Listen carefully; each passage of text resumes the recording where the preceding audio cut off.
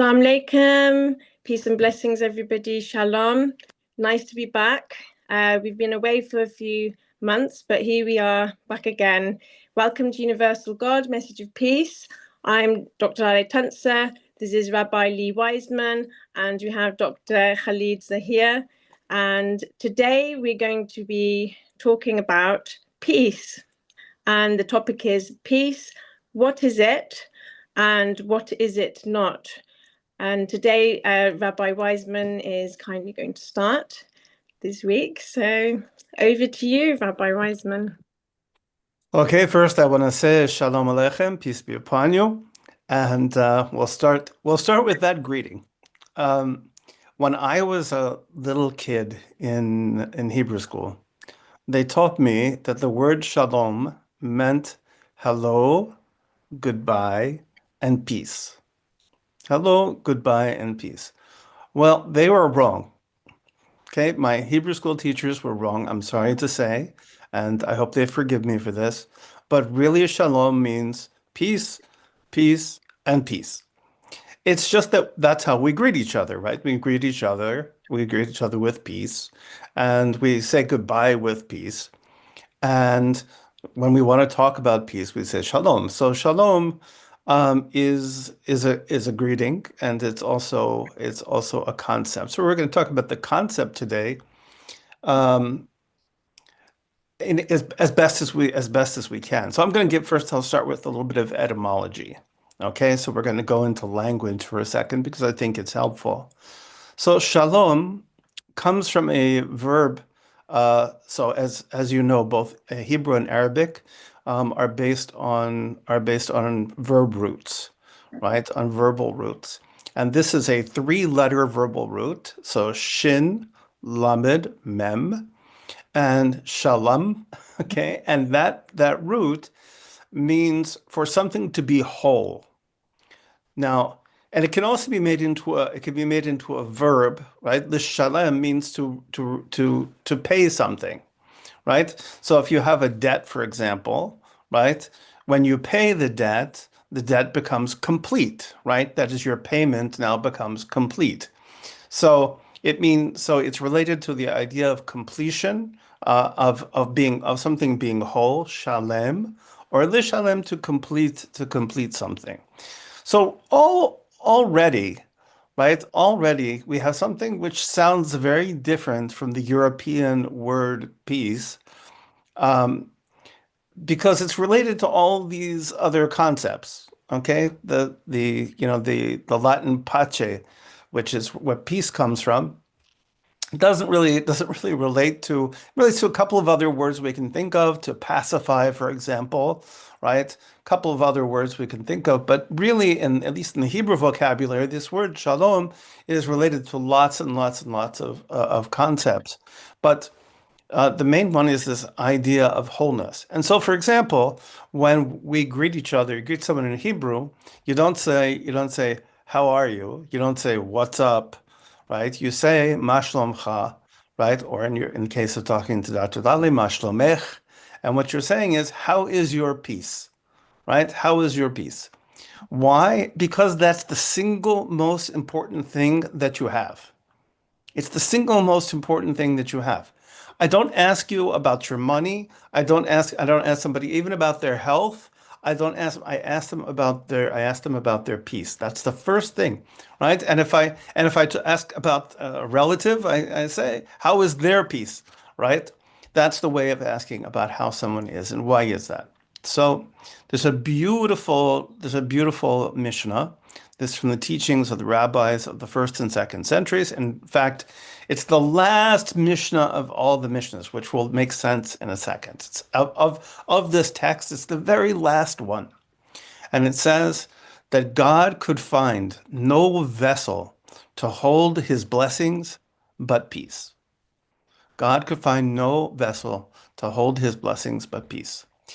So what does that mean? It means that, let's say that God gives us, right? Let's say that God gives us wealth, okay? And he gives us beautiful children, and he gives us incredible health. And he makes us very, very, very handsome, or very, very beautiful, and makes us and gives us everything you could possibly want. We have palaces and we have Bentleys and we have everything you could possibly want. If we don't have peace, we're not going to be able to enjoy any of those things. We're not going to enjoy our children. We're not going to enjoy our health. We're not going to enjoy if we don't have that basic integrity and wholeness, then none of those things is going to give us any kind of satisfaction. And why did I say it's interesting it comes at the end? Because in Jewish prayer, peace always comes at the end, right? Just like in Muslim prayer, right, where you say at the very end, well, right, Salam alaikum wa alaikum salam at the very end. So we also always end every prayer with peace. Why? Because that's the vessel for everything else that we've said, right? That's the thing to hold everything else that we've said, because everything else we said, none of it is meaningful until we have that wholeness. Now, figuring out what that wholeness is not easy. It's not easy. It might help to know what it's not. That was not. We often nowadays, very often we call peace the. So, for example, if we have a temporary cessation in aggression, right? People who are fighting against each other, they stop for a moment, and we call that peace. Well, that's not peace, right? Because there's been no wholeness established. There's been nothing. There's no new relationship that's established. Really, what we have is we have a conflict, but the conflict has gone from hot to cold, right? Remember the old days of the Cold War, right? We have a cold conflict, not a hot conflict, but still the conflict is there. So there's not a harmony between the two, right? So for example, we have a concept of Shalom Bayit, okay, which I'm sure you can figure out from if you know Arabic, you can figure it out easily, right? Shalom, peace, Bayit, house, okay, peace in the house. So if let's say I just say, okay, I'm going to impose peace in my house, okay? So I walk around like a big dictator, okay, and I tell everybody to shut up, right? I tell everybody to shut up and be quiet and lock them in their rooms. Okay, have I achieved peace in my house? No, because there's there's quiet in my house. Okay, there's sheket. There's right, there's quiet in my house, but there's not peace. Peace requires a harmony of relationships, right? Again, that wholeness. It has to be the parts be together, not that the parts be separate. So shalom bayit means that all the members of the household are in proper relationship with one another, and that their relationships are going smoothly. And achieving this, especially Shalom Bayit, is so important. There's a story about Aaron, the brother of Moses, and it says that he's referred to in the Mishnah as Ohev Shalom Verodev Shalom, as somebody who loved peace and pursued peace. And the story is told about him that there would be married couples, and the married couples would be fighting with each other, right? One was fighting with this one, fighting with this one, and Aaron would walk up to the husband. He'd go, "Oh, I just ran into your wife. She was so upset. She was so sorry. She just felt so bad." Of course, the woman didn't say that at all. She said, "My husband's a jerk. My husband's a jerk. I can't stand the guy. He's terrible." But he didn't say that. He said, "Oh, she feels so sorry. She's really miserable about the whole thing, and she wants to make up." And then he'd go to the wife, and he'd say, "I just saw your husband, and he's so sorry. So he didn't tell the truth, right? But he says he would tell even a lie in order to bring peace between a husband and a wife. And so the importance not just of peace between husband and wife, but peace one person to another. We say that this is one of the things that you get a tiny bit of a reward for in this world, right? You get the reward of seeing people at some kind of peace, but you get a huge reward for it in the world to come. That is to create peace, but create peace between people to resolve relationships. And this also becomes the ultimate goal, even of law, right? Even of law. So the goal, for example, when you go for, let's say, if we go for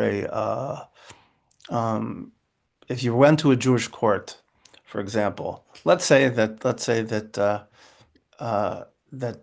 Zaheer and um, I rented an apartment from Dr. Zaheer, and I didn't pay my rent. Okay, for whatever reason, I didn't pay my rent on time, and he brings me into the court. Okay, now I'm clearly in the wrong. Okay, I'm clearly in the wrong. There's no question I'm in the wrong. Okay, I was supposed to pay my rent, and he's clearly right, right? That my rent should get paid. So when you come into the court is going to say to him, they're going to say, Mr. Weissman, could you please go in the other room? Yes. Then they're going to sit down with Dr. Zaheer. They say, look, let me tell you something. You have two choices here. One choice is we can go according to the law. We can go according to the law. Or we can make a compromise. And Dr. Zaheer says, I want to go according to the law because he knows he's right. And they say to him, you know what? I know you think that, but think again, right? Because after this happens, okay, right, you've brought him to court and he's going to pay you, right? Now you're going to have to run into each other in the hallways. And how's that going to be? You're going to see this guy every day. We live in the same apartment building. He said he rents me an apartment. You're going to see him every day. Now it's going to be tense between you. Okay? And he has a wife and you have a wife, and it's going to be tense between your wife and his wife. And they're going to go down throughout the garbage, and they're going to be upset with each other, and they're going to yell at each other. Do you really want that, Dr. Zahir? And Dr. Zahir will say, no, no, no. He said, I don't want that. I don't want that. So they're going to come up with a compromise. And the goal of the compromise is not to say which one person is right and which person is wrong. The goal is to establish a relationship and bring peace back to this apartment house.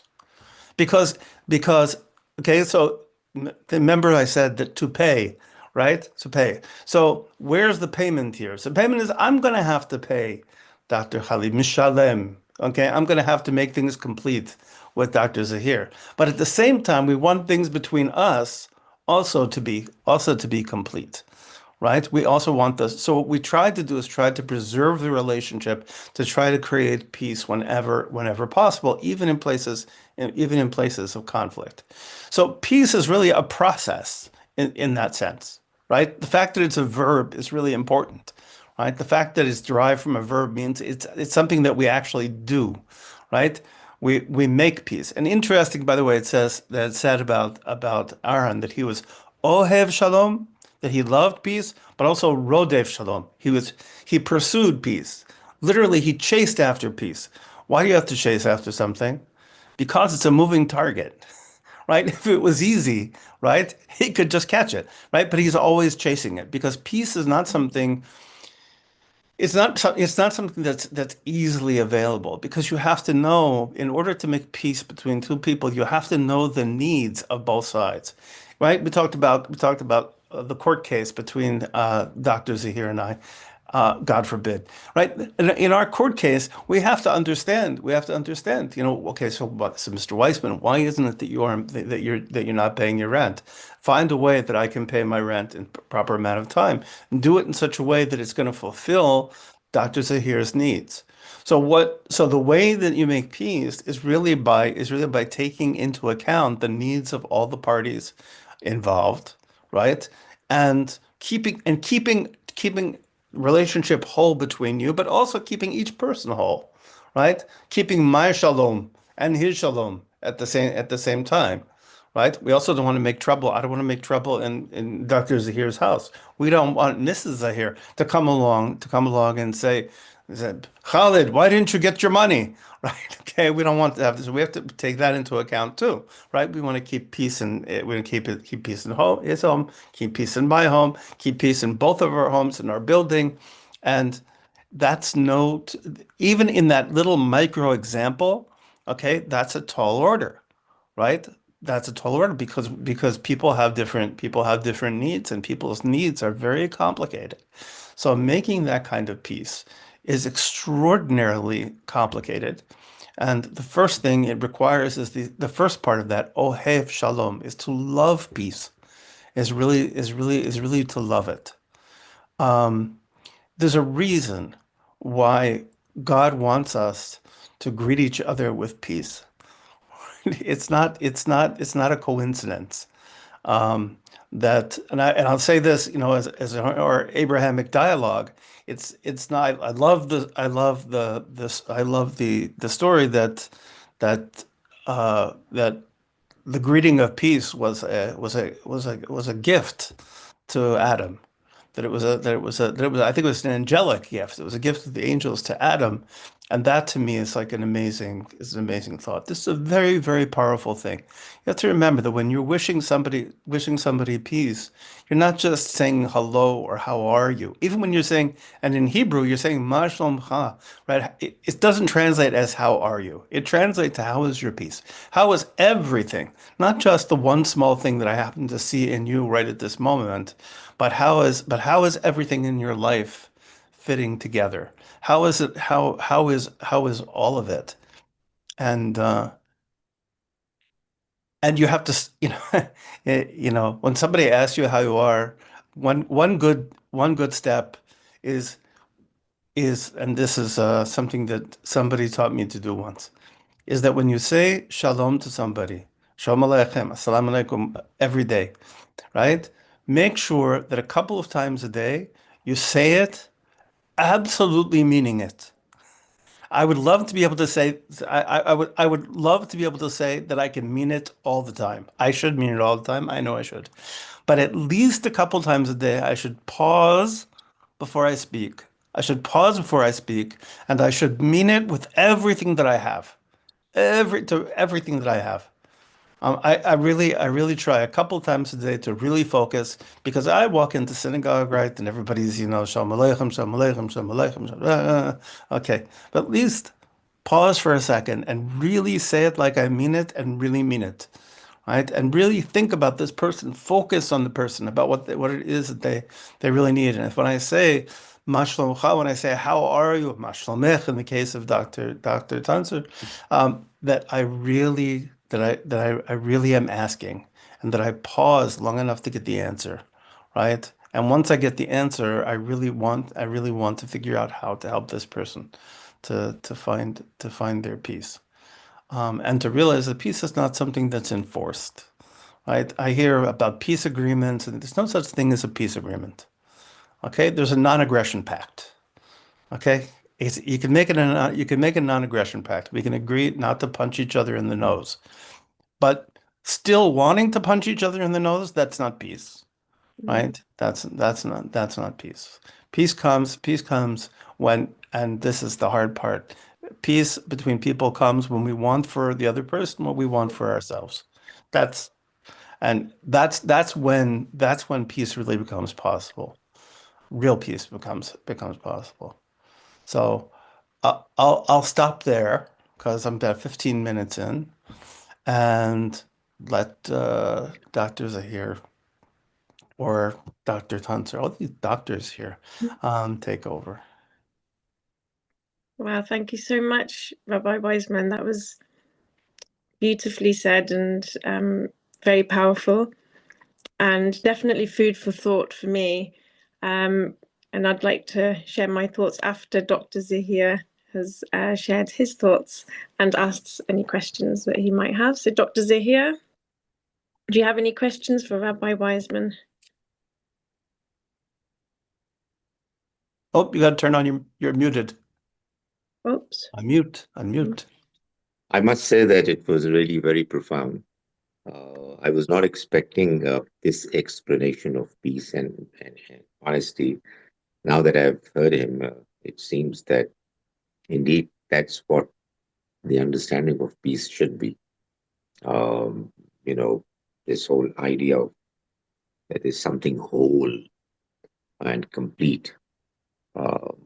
Most certainly, I mean, if you are just not fighting with each other, but mentally, you are upset and things are not going well, then it's not peace, even though apparently from a worldly point of view, the way worldly languages they express themselves, you probably are at peace. But the most important peace is indeed the peace of mind and peace amongst people in a way that they are wishing the same feeling of contentment that they want for themselves, they want for others, which is a very important concept, very important idea, and most certainly it has helped me in understanding the concept much better. Incidentally, this mention of the fact that there is this wholeness concept of wholeness in this word is the same in Arabic. We have the expression in the Quran, Salaam li rajulin, a complete for one person. This is a parable, an example given in the Quran to show to the people who were ascribing partners with God that, look here, are you going to prefer for yourself uh, a slave who is serving more than one masters, or somebody who is Salam al Rajul, just completely for one individual? So that's the same concept of wholeness which Rabbi Weissman mentioned, uh, and it's absolutely important, as he said, that for peace to be effectively pursued, you need to love peace, and you really need to mean it. And the fact that he mentioned that, at least once or twice a day, when we greet others uh, by expressing, mentioning Assalamu alaikum, Shalom, you should actually mean it. That's so very important in all the religious expressions and all rituals, that they should not just be performed as a matter of routine and habit, but the real spirit should be uh, attempted to be looked for, because otherwise it's all very superficial. But as I said, indeed, it really was very profound. Thank you very much for saying what you said, Rabbi Weissman. Over to you, Dr. Lale. Well, thank you for those comments, Dr. Zaheer. Rabbi Weissman, would you like to say anything before I share my thoughts? Just to add one thing, that the verse you quoted, we have this idea of shlemut, of like wholeheartedness, right? Or to have a whole, to come at something with a wholeheartedness. I mean, obviously, human beings are very complicated, but we have all sorts of motivations, and we have a right side of the brain, we have a left side of the brain, we have, we're a complicated organism with lots of different dimensions to us, a higher self, lower self, all sorts of instincts, and also higher aspirations, and to bring all that together, that's also a creating kind of peace. So part of the peace, there's also the peace that we create in ourselves of, pulling together our motivations, and that's also a challenge, because for the same reason that between people it's a challenge, even with ourselves it's a challenge. So, okay, Dr. Tuncer, it's up to you now. Okay, so thank you both so much, and I agree with everything you've both said in many ways. There's just one area that I'd like to go into more detail about, if that's okay. You mentioned, Rabbi Weissman, that Aaron, peace be upon him, Moses' brother, and the story of, perhaps even sometimes going to the extent of lying in order to make peace between people. This is something that I personally really struggle with.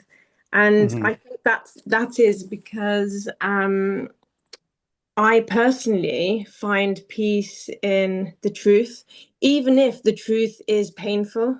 I would rather know the truth and be in pain than but there's a peace which, for me personally, like there's a peace which comes with that, because I feel connected to the truth, even if it's painful.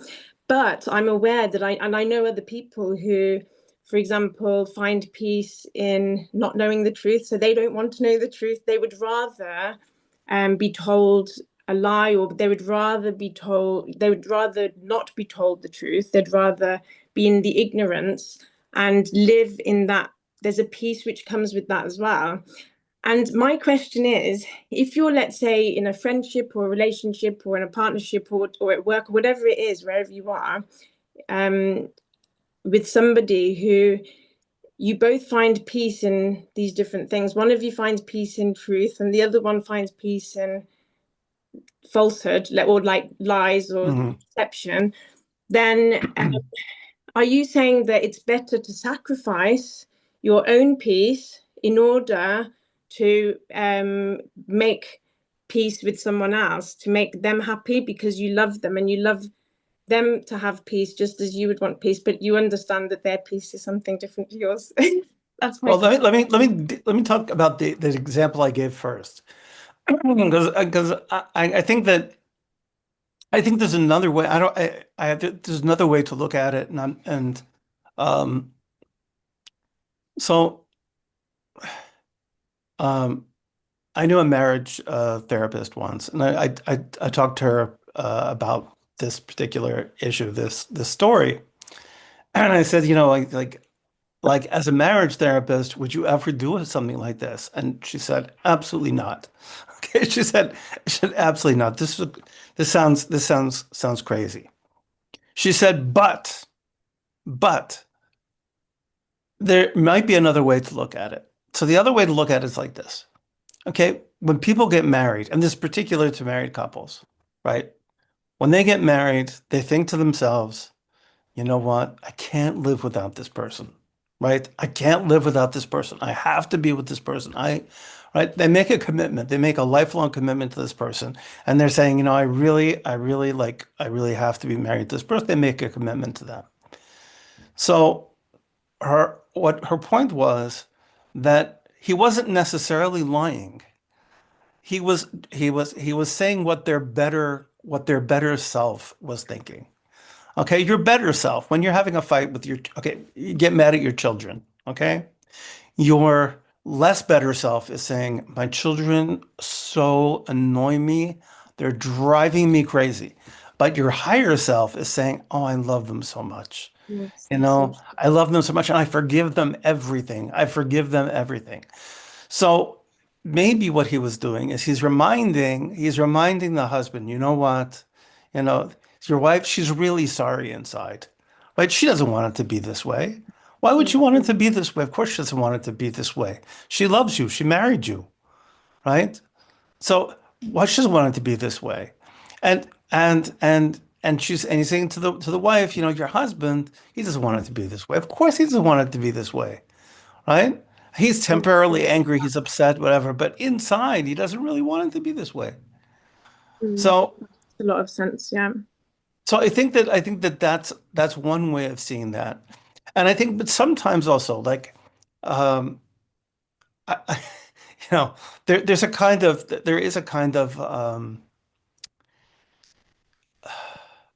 so I'll give an example. When it comes to lying, there's a there's a question in the Talmud about you go to a wedding. I think I talked about this before. You go to a wedding and everybody's waiting, for the bride, and the bride is there and she's got the veil over her face, and the groom comes along and he pulls up the veil, and everybody sees the bride's face for the first time. And the bride looks not so great. Okay, she's not the prettiest bride in the world. Okay.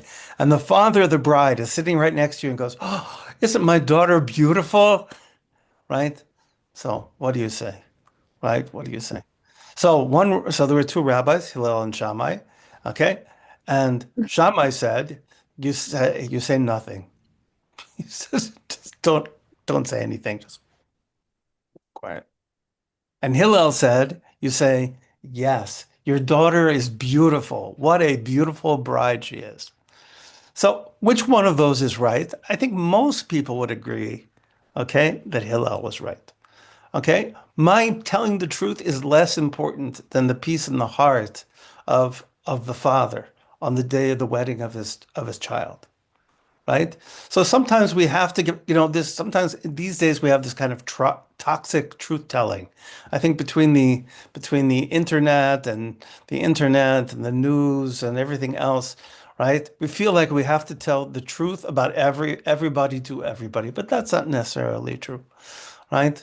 There are times when if we don't, at least if we don't lie, if we don't lie, at least we be quiet, right? And if it disturbs our peace because we want to say, really, she's not so pretty, right? Even disturbs our peace, okay, let it disturb my peace, but it doesn't have to disturb anybody else. Let me add something to it. I agree with you. Well, actually, I agree with you both. uh, there's one thing I don't know what word it would be um, in Hebrew, but I think the word that's quite commonly used for this purpose is historia, which is actually making a statement which is fine. It's not a lie. But the way it is made, the one that you're addressing can actually construe it differently. Yes. And you get away with it by not lying, but the other person is not, offended, or the trouble is Yeah. averted because Mhm. what you're saying is not causing the difficulty that would have otherwise been caused by a completely blunt statement. So a very interesting example is mentioned, uh, when Prophet Muhammad was migrating from Mecca to Medina. Um, there was a price tag that the chiefs of Mecca had attached to him getting uh, arrested and brought back to Mecca. There was a man who went after him, and there was only one companion, Abu Bakr, with him. And this man who was going after him recognized Abu Bakr, but he didn't know the Prophet. He had never seen him. So when he ultimately reached the two, uh, he asked Abu Bakr, who was this man? And it is said that Abu Bakr said, he's somebody who is guiding me. Now the person thought Ah, what he's Mm. saying is that he's my guide. I mean, he's showing me the way, I don't know the way. But what it meant was obviously in the real sense that he's my guide. I mean, he's my guiding me towards the path of God. So I think, at times it is possible that you can simultaneously satisfy your conscience that you're not telling a lie, number one. And number two, what you're saying is not causing any problem. The other thing that I would say, and I would agree with you, is that, there's something called wisdom in what you say, Mhm. uh, which again is, Dr. Lale, if you can avoid situations where you will be unnecessarily tense and in difficulty. I'm not saying honestly that the pain that you were talking about is not Mm. welcome. I think it's amazing. I mean, if you can do it, fine. But we are weak mortals. Uh, as much as we can avoid that pain by being a little more careful in what we say, probably that might not be a bad idea.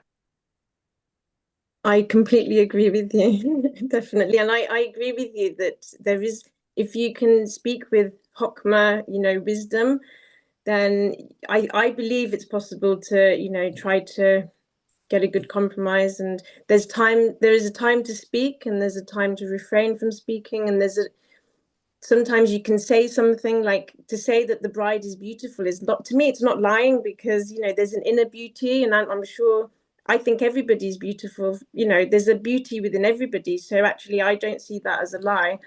And it's always good to try and see the good in each other. And You didn't see this bride. but see, I would be comfortable with saying that, because I do try to see the beauty in everything, and actually I find peace in doing that. So I would say that, you know, the peace is in trying to see the good in people, and to try in the struggle, and that is a struggle, and sometimes it's not easy, and Sometimes never. and sometimes it's very painful. Yeah. It's always a struggle, and as you said, it's an ongoing journey, but we've got to find peace in the journey itself. It's not like a final destination. There's always more. We can always be more grateful, we can always be more forgiving, we can always be more compassionate, we can always, you know, be more patient. All these ways of peace, it's not like there's a we reach a point and that's it. We can keep bettering ourselves, and I think the peace for me is found in the journey of that self purification, that journey of trying to get better each day. And sometimes we mess up, you know, big time. We keep falling, but it's in that struggle of constantly trying to get back up on our feet and trying again and not giving up. And it can be painful, but I think many of us, we run away. You know, we find peace, and like you said, you know, you tell your kids to go to their rooms and shut the door, but the actual underlying issue is not resolved, and that underlying issue will not be resolved unless we all sit around the table and we talk about it. But that process of sitting around the table and facing each other, many of us run away from that because it's not easy, and there will be conflict, there will be disagreements. You know, we have to try to see the other perspective. We have to try to listen more and try to understand from the other person's perspective. We have to have rules, as you said, don't punch each other, don't do this, and we have to stick to those rules. So we have to have a common ground where we can meet. It's easy to just go in a cave and, you know, go to the top of a mountain and meditate all your life. You might find peace in that, but I believe that's not what the true peace is, really. The true peace is in the coming down and talking to the people and facing, you know, the struggle of this world, of trying to share that light with other people. And that's not an easy process. It's to transform darkness to light. You know, we can only do that by repaying evil with good, by being patient, and that's such a hard thing to do. If somebody, you know, if there's a fire, it's easy to just put more petrol on it. You know, you retaliate, but to react can make things worse. So if we can find the strength to, if somebody's done something that's upset us, to try to refrain from saying hurtful things, or to control our anger, and to not hurt them back, and actually to even do a kindness, you know, that's not an easy thing. And in that struggle, I think that's where we find that peace. And to get that, like you said, Dr. Zaheer, we need hokmah, and we need God's help, really, because it's like, it is the hardest thing. And that's why I think prayer and charity and, you know, doing these things, different religions have different rituals and ways.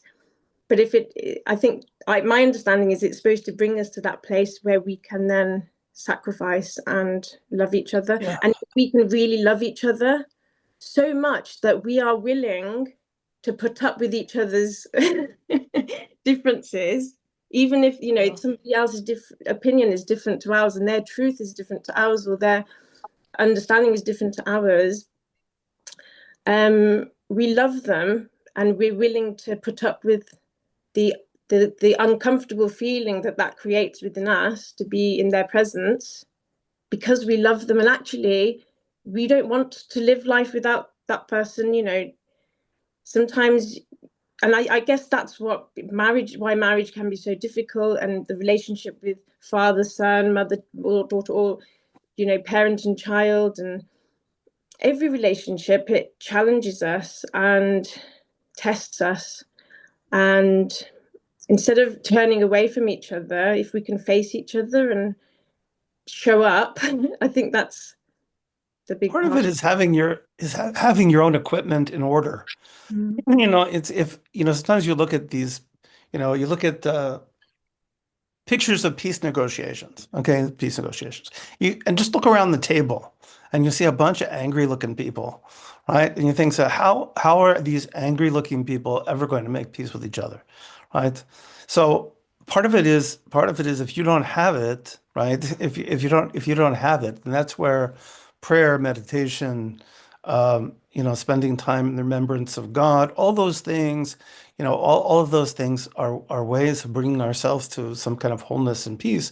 And then it gives us the strength to, you know, to bring that to other people. If we don't have it ourselves, right? If we're, you know, and listen, those people who go up in the mountains in the cave, trust me, they're still struggling with themselves inside, right? I mean, that's not an easy battle. That's not an easy battle either. No, and I'm talking to myself here. Big time. Like, this is the one.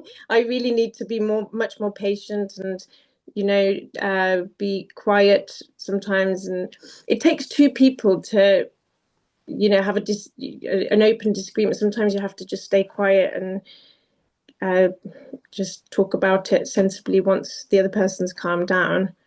And I pray for more patience for that as well. I'm not perfect. Everybody pays for more patience. But the thing is that I'm trying to have compassion on myself as well, because I know it's not easy. And me failing in this area sometimes helps me to have compassion for other people when they fail in it as well, if you see what I mean. So that it actually helps me become more patient, because I know that I'm far from perfect. So when somebody else loses their temper and reacts in a bad way, I can empathize with that. And actually it helps. So I think when we can remember that we ourselves are not perfect, so we can have compassion on other people, love and compassion.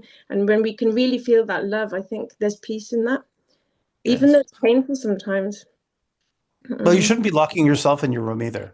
I mean, I think sometimes, you know, people think they're going to, you know, they're also tough on themselves. They lock themselves up in a room and they think that's going to bring them peace. It's not necessarily going to, right? You can't punish yourself, right? I mean, punishing yourself rarely does anything good. You know, you make things right with other people, and you make things right with your creator, and you move on. You know, and try next time to make peace. Sometimes, you know, sometimes we fail, right? Sometimes we fail, and that's just an opportunity to try again, right? And remember that verse. Always remember that verse. Ohev shalom v'rodev shalom, right? To love peace and to pursue peace, because it's going to keep moving away from you. Okay, it's going to keep moving away from you, and so the fact that it's going to keep moving away from you doesn't mean that it isn't worth anything. On the contrary, right? The things that you can capture sometimes are not the. This is the one that got away, right? But you just have to keep searching and searching and searching, and working for it. And Be'ezrat Hashem, inshallah, we'll find it, and find it here, there, and everywhere. Inshallah. Amen, amen. So yeah, thank you both so much. Thank you, Pleasure. Rabbi Weissman, for sharing your amazing Chokhmah wisdom with us all. And we're really looking forward to hearing from Dr. Zaheer next week. Bezrat Hashem, inshallah. And please like and subscribe if you enjoyed this video, and please share with other people. And Shalom, I say this from the bottom of my heart. Peace be with you, peace upon you, and God bless you all. Thank you for watching. Thank you. Thank you.